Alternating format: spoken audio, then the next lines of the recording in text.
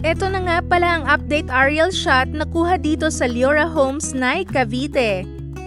Makikita dito sa Yabucana ang house model Amora 2-story townhouse.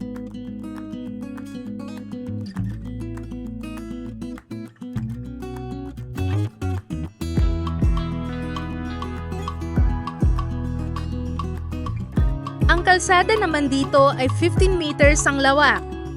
Sa gilid nito ay may mga excluded area dahil ito ay under development.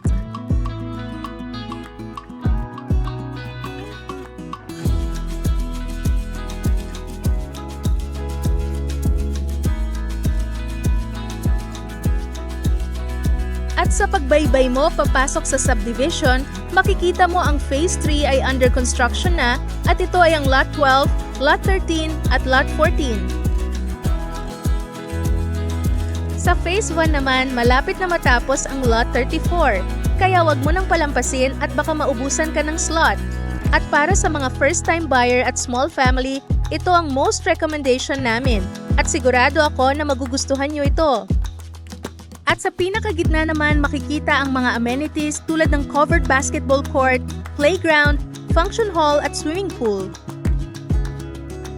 Sa likod nito ay nandito ang Phase 1, Lot 45, Lot 46, Lot 47 at ang iba pang available lots.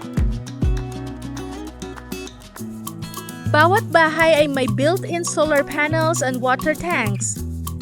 Kaya ano pang hinihintay nyo? Bumili na ng house and lot dito sa Leora Homes, Nay, Cavite. Hawakan na ang telepono at mag-inquire na kayo sa amin. Yun lang, bye-bye!